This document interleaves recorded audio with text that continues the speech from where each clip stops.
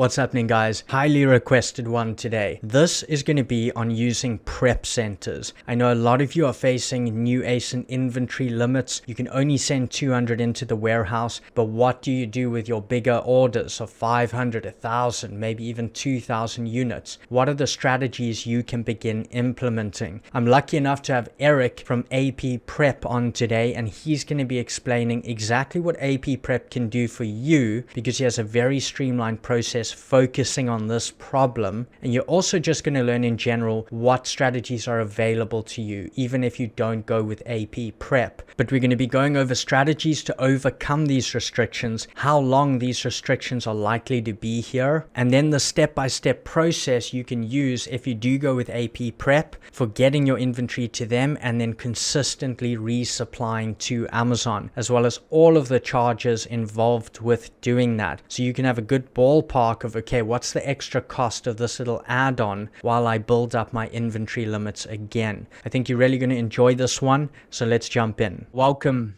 Eric. Awesome to have you here. And I think the audience is really going to find what you have to say interesting, particularly with the new inventory limits with what's going on right now in terms of sending units to Amazon. But I just wanted to start out with asking you a bit about AP Prep, exactly what you guys do, and how you could help the viewers watching. AP Prep was founded about a year ago. We have a state-of-the-art warehouse facility that's temperature regulated. It's got 24-hour security. We've got a fully operational system that provides everything you need for warehouse storage and Amazon automation, which means we can not only receive and store the units that you have destined for Amazon fulfillment centers, but we can also send units to Amazon at your bidding or at a regular cadence, however you desire for us to do that. And so we can safely and carefully take care of the storage needs that you have for all of your units, but then we also have the ability to move units into Amazon when you want them to be shipped to Amazon FBA. And so, if you're looking both for storage and to take advantage of the Amazon FBA system, it's really a great way to do it. And for those of you guys who don't know Eric, I know Eric quite well by now. We've worked together for a couple of years. He's actually part of Just One Dime as well. So I fully trust Eric. I know what he's doing is awesome. I know he's going to take care of you if you do need his services. And you're going to learn a lot more about those today. The specific question I want to ask Eric that is on a lot of sellers' minds is, what advice would you have for a seller who is now facing the 200 unit limit for Amazon? So maybe they are planning to order a product and they can only order, a minimum order quantity of 1,000 or even 500, or someone who's already gone ahead and perhaps ordered 500 or 1,000. And now they go to create their shipping plan and they realize I can only send 200 to Amazon's warehouse. So what do those individuals do? Do they keep the stock in China and send a little bit to Amazon? Or do they send all of it to the US somehow and then resupply to Amazon? What would your advice be on that? And perhaps you could start this one off with why Amazon introduced those new limits and then go into how sellers can overcome them. Those are great questions and really important questions for Amazon sellers to be grappling with. And as an Amazon seller myself, I've had to wrestle through the very questions that you're asking. So why did Amazon do this? I think it was in large part a response to everything that escalated due to the COVID-19 pandemic. So you probably remember as a seller and as an Amazon customer that, things were really kind of thrown upside down in March and April and May. Amazon had a real hard time fulfilling all of its orders. I know here in the US, it was normal to expect prime shipping to take 3 weeks, 4 weeks, even longer on particular products. And I think we all understood that because we were facing something on a global scale that we'd never faced in our lifetime. And so, everybody gave each other a lot of grace. But as Amazon got closer to the fourth quarter, I think that grace started shrinking. People expected life to get back to normal. And as Amazon was anticipating, the holidays coming, which means an increase of business and I think people are going to get a lot more worked up over whether or not their items come in a timely fashion when it's pressing in on things like Christmas and the like. And so Amazon scrambled to hire over 100,000 employees.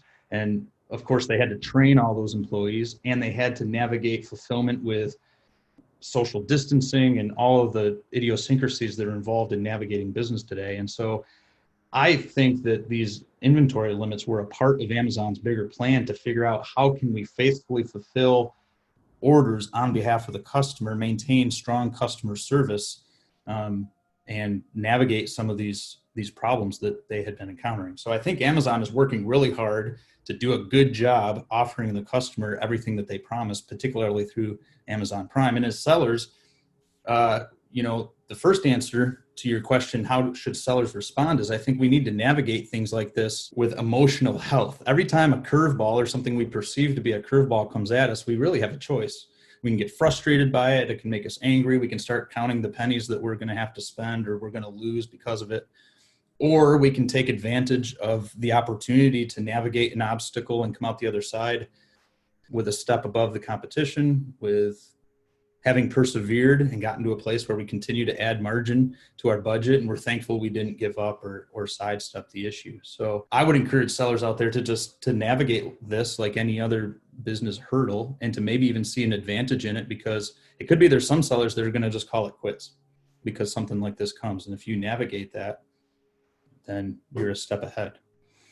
Now, in a very practical sense, my advice to an Amazon seller would be to navigate these limits by not limiting or lowering the quantity that you decide to purchase in the first place. And so I strategically would still approach purchasing from your supplier manufacturer in the same way that you would have previously. In other words, don't negotiate with your supplier to order only 200 units because of this limitation. I think that is a fiscally unsound decision to make. Rather, I would say move forward with a larger quantity like you would have done in the past, and now take advantage of a third-party logistics facility like we offer to navigate this. And yes, that will mean extra expense. It will mean a little bit of extra hassle, but to me, that's a far more financially sound approach than trying to navigate a whole different realm with limiting MOQs with your supplier, or creating multiple international shipments or something. And so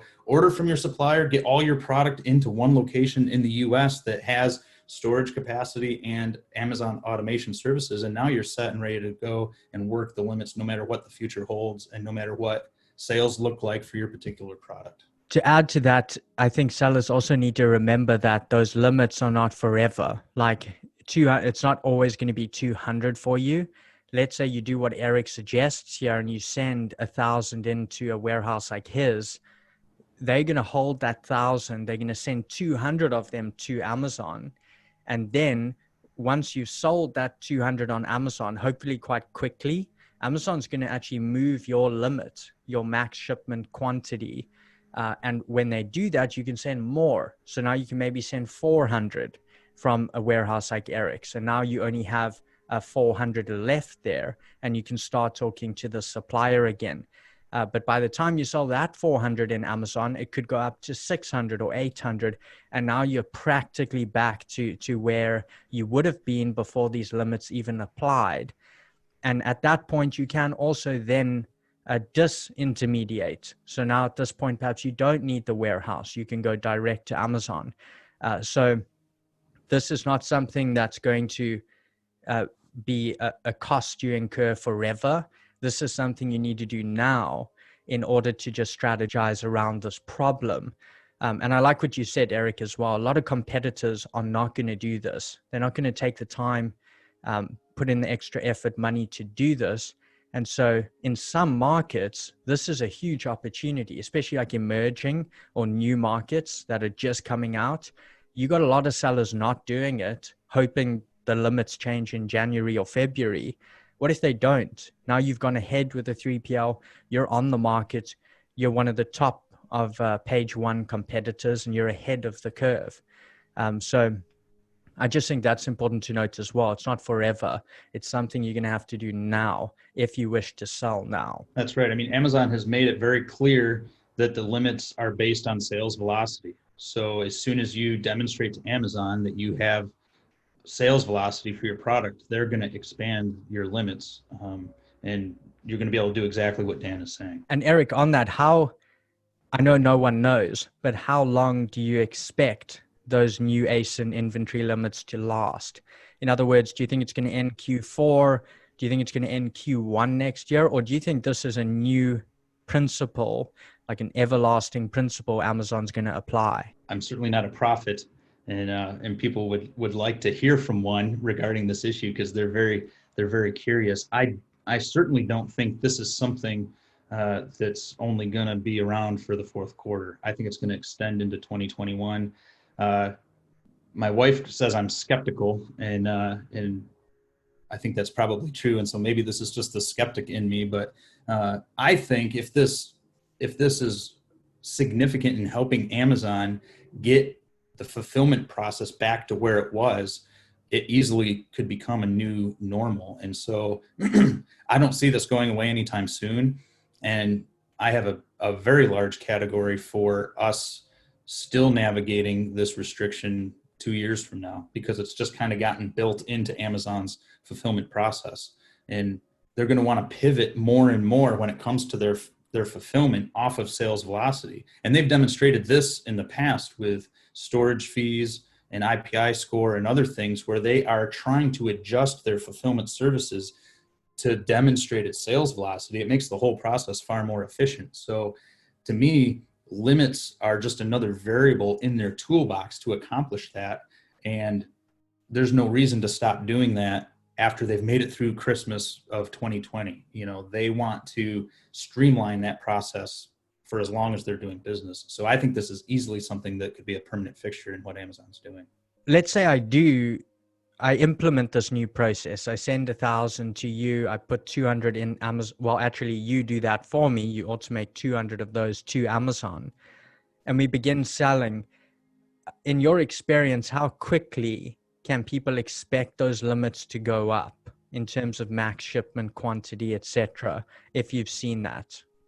Yeah, again, it's based on sales velocity, so it depends on what your initial sales look like with that new listing that you've created, and certainly everything that goes into your product launch is going to determine that. But I have seen clients have a turnaround time of just a few weeks, and they're able to send in a follow-up shipment in as short a time as a few weeks, and those limits, like we spoke to a minute ago, are increasing. So I haven't seen anyone double their quantity in just a couple of weeks or something like that, but it's certainly on a trajectory where you're moving a larger number of units in a quick time. And so you could probably fulfill those 1,000 units within the first 6 weeks to 8 weeks, very possibly. But that's not a promise that we can make or anything like that. It's just it's a general figure for what's going to happen if you have a listing that's generating sales. Perfect, Eric. And then talking more about packaging and labeling, let's say I have a big batch of inventory with my supplier now in China.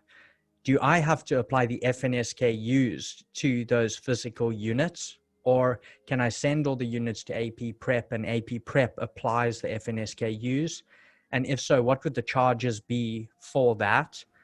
But also overall here, let's say both are an option. Which one would you recommend? Both are an option. We provide that service. But I think it's recommended in general that you have your supplier do that if it's possible. So, part of your customization with the product itself can involve not only placing, logos on your packaging and UPC codes if you've gone the GS1 route, but you can have the supplier actually affix the FN SKU to your product. And I think that's to your advantage. It saves you some cost, and it also just streamlines the product. So our recommended position is that the supplier would take care of affixing the FN SKU to your units by incorporating it into the customized packaging that they're providing for you. Now, we have seen particular instances where suppliers can't do that, or for one reason or another, the seller didn't or isn't able to incorporate the FN SKU into their packaging, and the supplier hasn't affixed it. And we're happy to do that on behalf of the seller. And it's 20 cents a unit to affix that FN SKU. That's a comparable price to what Amazon themselves charge though it's going to be a lot more streamlined for you if you have us do it than Amazon. Amazon's having a hard time, speaking of trying to figure out their own process, they're having a hard time receiving units into fulfillment centers from their sellers. I've heard multiple sellers complain of long reception times. And if you've requested that Amazon add the FN SKU, it's only going to compound that problem. And so we are happy to provide that service. And sometimes that's the only way or the best way to move forward. I agree with that as well. Usually your supplier is going to apply that for free. So just have that done with the supplier 100%, then send it on to a prep center. Just something you made me think of as you were talking here is, if my supplier is not in China, what if my supplier is in the US, etc.? Does that make no difference? Can I still send my units to your warehouse? It doesn't make a difference. It doesn't matter where you ship them from. And it really doesn't matter, where the units are held within the US, or for that matter, whatever market you're focused on. Because when the beauty of the Amazon automation that we provide is that when the shipping plan is created through your Amazon Seller Central account, in order to send those units from our warehouse into an Amazon fulfillment center, Amazon is going to work to your benefit to create a shipping plan that allows us to send your units to the closest fulfillment center or distribution center that will be a win-win for Amazon. It'll speed up the process for them, and it'll cost you the least amount as you use their partnered carrier services. So that doesn't really matter. Location within the US doesn't matter, and where you're shipping the product from doesn't matter. You just need to have the infrastructure in place to be able to execute your business. Okay. And so just to break this down really quickly for sellers in total, what they would do, if I have this right. So a seller has 1,000 units, let's say in China with their supplier, they would have their freight forwarder or supplier, if they're doing like a DDP quote with the supplier, but they will have it shipped to your warehouse address in the US, not Amazon FBA. It already has the FNSKUs on the individual units, but they ship to your warehouse. Once it's at your warehouse, it's pretty hands-off for the seller because you have an automated system where you have certain access to that seller account, and you go in there and you create the shipping plan for the seller as needed to replenish that quantity. And you're doing that in a way that you get partnered carriers, so better rates. But in that process, you're resupplying to Amazon, and the seller is able to grow that inventory limit. So is that a good picture of the overall process? It is a good picture of the overall process. And so, the seller themselves, all they're doing is communicating to AP Prep what their wishes are. The timing that they want units sent in, how many units they want, and we're providing all the services on their behalf. Okay, so like I get down to 50 units available in my managed inventory. I just reach out to you guys and I say, hey, I want you to send the max shipment quantity to Amazon. Yeah, that would be one way to do it. Or you could specify and say, I want you to send in 300 units. And yeah, we're off to the races doing what you asked us to do. When I do ship my international shipment to AP Prep, I don't need to create a shipping plan or anything like that beforehand. The first shipping plan to Amazon, will you guys create that one, the very first shipping plan to Amazon, or must I create that? No, we could create it. I mean, you're free to create it. So you've got a seller and service provider relationship, and we have clients who prefer to get in there and kind of set up the shipment themselves, and then they just hand it off to us and we fulfill it. And we have others who just simply want to communicate what they want done, and they leave it up to us to do it. So really the important piece is the communication, and we put several pieces in place that allow that to be clear and to run smoothly. Okay, perfect. So you actually have two options. The seller can create the shipping plans themselves and then send you the warehouse address, FBA ID of the shipment, and carton labels, and you apply that and send it to Amazon. So they send you the details, or you can have access to their seller account and you will automatically do that for them? Are those two options available to anyone?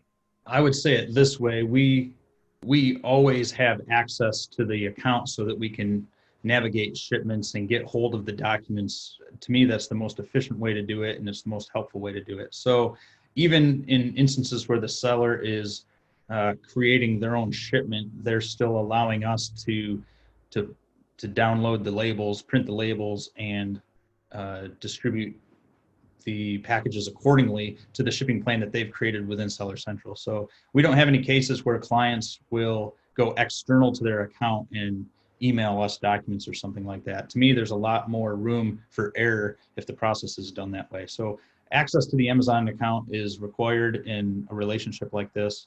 But that's common. You know, you do it with certain tools that you have set up. You do it with certain refund programs that you might use. There's just a lot of different reasons why you would allow other entities to have partial access to your Amazon account. And so to have that set up is no big deal. And when you set up an account with us, you'll get instructions to that end. It's very simple, but I think it cuts down on the potential problems that could arise in the communication process. Okay, perfect. I know some sellers just get concerned with giving access, but this is something you're likely going to do with accountants. It's something you're likely going to do with different tools. And also with AP Prep, it's going to be specific access. So it's access to the shipping stuff, which they will really help them and avoid errors. Even sometimes you might just be busy on a certain day and they need the FBA ID, for example, and you don't get it to them that day. Now your whole shipment's behind. So it is important to have that access. And then Eric, as a ballpark, I know a lot of sellers wonder about this, and it's the hardest question to answer because it varies. Let's say my shipment's at AP Prep and we're about to send the first 200 on to the Amazon warehouse. Can you give us a ballpark of the cost of sending 200 units, let's say like a shoebox type product, to the Amazon fulfillment center from AP Prep? Just a ballpark cost. I know it depends which center you get, but just a general idea of what that part would cost. Yeah, it is a hard question to answer because there's so many variables in place. The number of units you ship, and I know you're saying 200, but that makes a big difference. So in subsequent shipments, if you double the quantity to 400, the price per unit is going to change significantly. Obviously, the size and weight of your product is going to change. But again, just to repeat, the good news is you're using the partnered carrier discount through your Amazon Seller Central platform. And when you do that, you get unprecedented rates. In fact, I was in the UPS store one time when I began selling, and I was printing shipping labels through the store for various number of reasons. And I had created a relationship and a friendship with the manager, and he was very curious to know what I paid for a given package. And he was absolutely blown away because the partnered carrier rate that I received with UPS was close to half of what he received as an employee discount, which he had always bragged was a pretty good deal. So I still haven't answered your question, but the good news is you're getting a really discounted rate when it comes to shipping through the partnered carrier option. There's really no competitor that can do it that well. If you send 200 units, Amazon's going to send them almost every time to the nearest distribution center, and it's all going to be one shipment because it's one SKU, and that can be really helpful. So you're typically looking at 15 to 20 cents a unit when you do that initial shipment of about 200 units. Again, that's going to vary based on how heavy your product is, the size of your product, and even the time of the year, as UPS is charging particular fees. At 20 cents a unit, you might be looking at something like $40 or $50 for that shipment. Is that ballpark accurate for 200? It is. It's a good ballpark figure. Okay. And that's a shipping cost. I mean, you're not going to get anything to an Amazon fulfillment center without shipping it. So yeah, it's just an unavoidable cost that you build into your business. Sure. And then on the more specific costs, which you can give specifics on, is how much does it cost? I'm obviously sending to AP Prep. How much does it cost for AP Prep to receive my inventory, to store my inventory per month, and then also to, pick and pack when they do ship it out to Amazon? So before we get to that, let's say $40-50 fee for 200 shipments to Amazon, what's the cost with AP Prep on those three? So we are gonna charge $19.95 to receive your entire shipment. So if you send us 1,000 units, we're gonna receive that entire shipment of 1,000 units for a flat fee of $19.95. Our storage fees are $39 a month per pallet, and that's a flat rate. And if for any reason you have something in there for only a week, we limit the cost to $15 a week.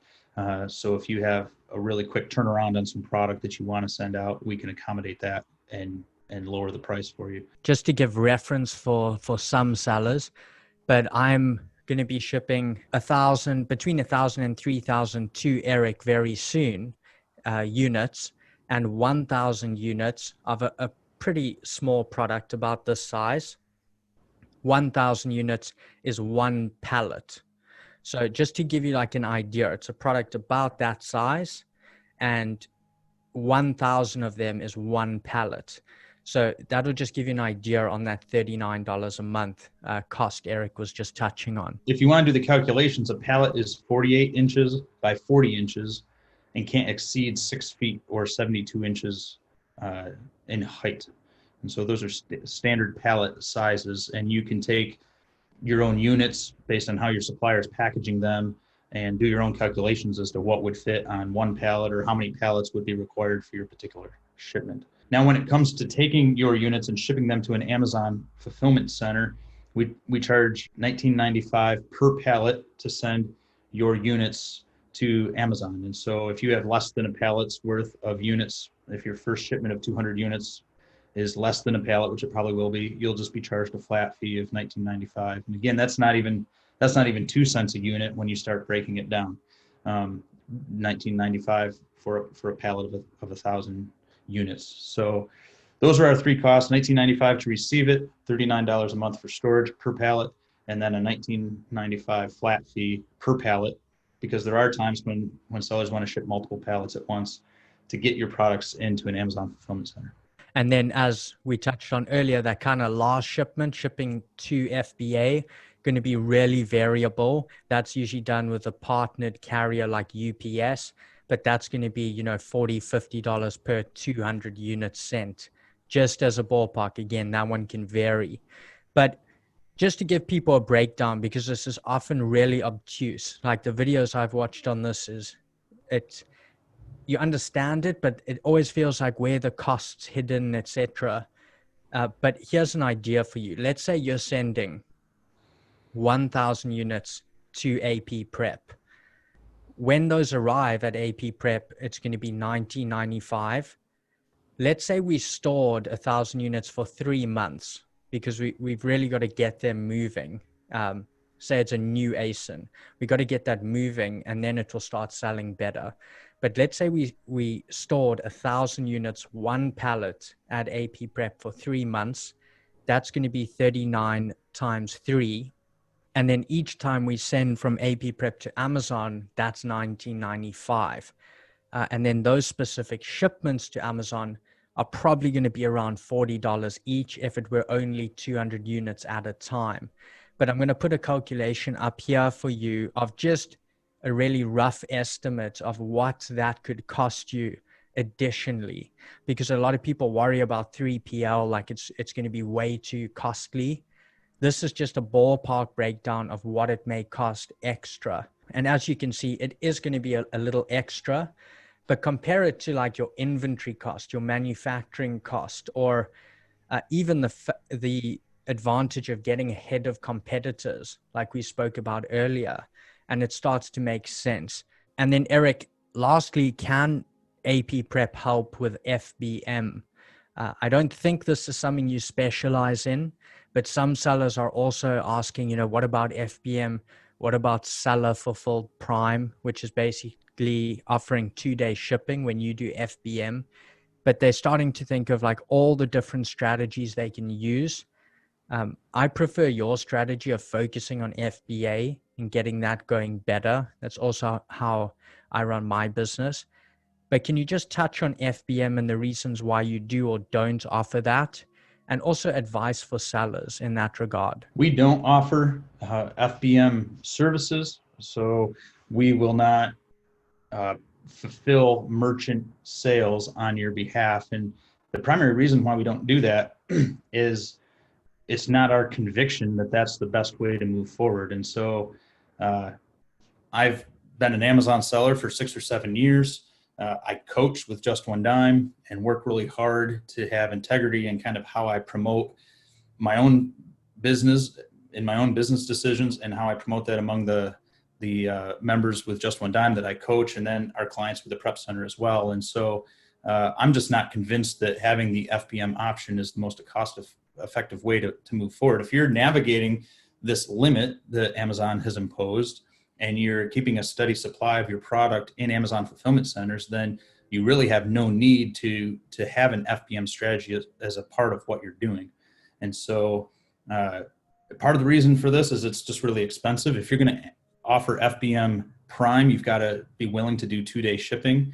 And if you've got a 1-pound product that's going even half the distance of the continental United States, you're looking at between $10 and $15 of shipping per unit. And unless you're offering some kind of product that, retails at a couple $100s and you can kind of absorb those sort of shipping costs, FBM really isn't an avenue that you want to pursue. And it's very time consuming. And so both for a seller trying to pull off FBM and for a service like ours trying to facilitate FBM for multiple sellers, it's a cumbersome process. And to me, with certain exceptions, should be avoided. So there are a lot of businesses kind of working out of their home business, and they're selling products that only weigh a few ounces, and they can do seller fulfilled shipments quickly and easily, and it's cost effective because it's going first class throughout the United States. And for those businesses, it's a really great option. But for the bulk of what we're doing through AP Prep and for everything that I'm doing as a private seller in my business, it's not really an effective option. And so if you guys are interested in this, if you do want to learn more, check the links below to AP Prep, right below the video, also in the pinned comment. If you want to learn a little more or see the other video on this, I'm going to put it up in the top corner here as well for you. But Eric, thank you so much for joining today. I know a lot of the fulfillment centers or 3PL warehouses are completely full or filling up or even have queues for when they do free up. So I think a lot of people are going to be really interested in this. I think we broke it down really easily as well, really transparent, what it costs. I like your cost structure as well. It's simple and easy. It's not like percentage based and all these weird things. So thank you so much for coming on, for sharing this. I think everyone learned a lot as well. And Good. Is there any last minute advice or things you want to cover? I don't think so. I mean, I'd really encourage folks to check out the website. You can use the contact through the website if you have specific questions for AP Prep. If you want to get busy setting up your account and moving forward, there's an account setup page, and when you submit that, you're immediately going to get instructions, and you can move forward and you can send your shipment to our address tomorrow if you're ready to do that. So I think, navigating these things are really important as sellers, and it becomes a potential opportunity for you to move your business forward. And each one of us is trying to do the best we can to navigate today and anticipate tomorrow, and to do the best we can to create margin in our lives for the people we love, and to be able to do the things that we like to do. And so I just encourage you to do that with a good spirit, to do it with optimism. And if what we're doing can provide you a path forward, then we're glad to do it. Agreed. And yeah, guys, don't wait on this. Don't wait, because we don't know if those limits will, be reduced. We don't know if those limits are going to go away next year. So if you're set on doing this, you have a great product, you have inventory, rather move forward on this workaround. It's going to be a little bit extra to get moving. But remember, as we said, it's not forever. If you get those limits back up to where you need them, you can start doing it directly again, just like before.